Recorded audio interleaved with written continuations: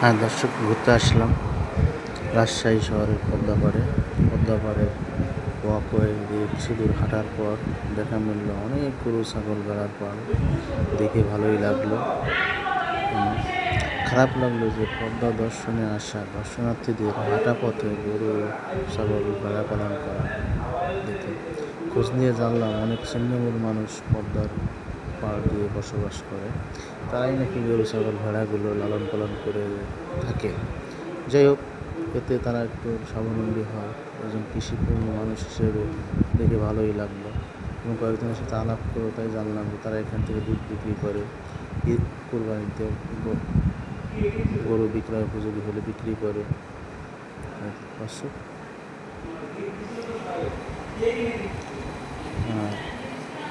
আর এখানে আরেকটা সুবিধা আছে যে পদ্মার পাড়ে এখানে মলমূত্র সব নদীতে চলে যায়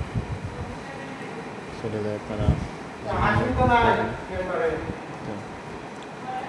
তাদের প্রতিটি গরু দেখুন কি স্বাস্থ্যবান। তারা এই শহর থেকে বিভিন্ন খাবার সংগ্রহ করে, বিভিন্ন পচা শাক সবজি অনেক খাওয়াচ্ছে। গ্রামে দেখলাম অনেক খাবার।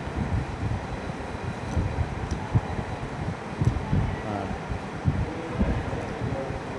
কিছুদিন আগে নদীর প্রচণ্ড ভরা ছিল, পানি হতো। যদিও দর্শকদের একটু সমস্যা হয় এখানে করতে, কারণ গরু ছাগলের পায়খানা পেশাব করে রাখে। এই আমি দেখতে পাচ্ছি একজন মহিলা তার গরুকে পরিচর্যা করতেছে বিকেলবেলা।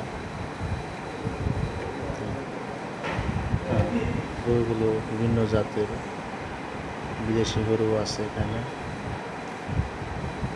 তবে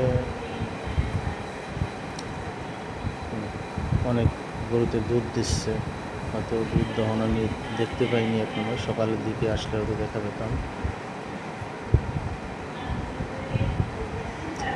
তবে তাদের সাথে আলাপ করে জানা গেল তারা এখানে নিয়মিত পরিষ্কার পরিচ্ছন্ন রাখেন। দেখতে পাচ্ছেন দর্শনার্থীরা পাশ দিয়ে হেঁটে যাচ্ছে।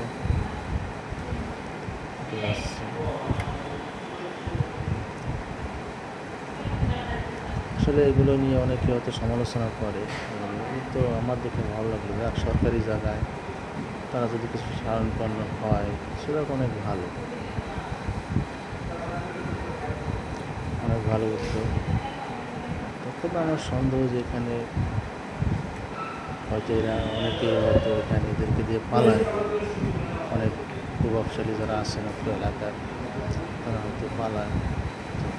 আমরা দেখতে পাচ্ছি পদ্মা নদীতে আপনার সে আগের মতো পানি নেই, বন্যার পানি নেমে গেছে।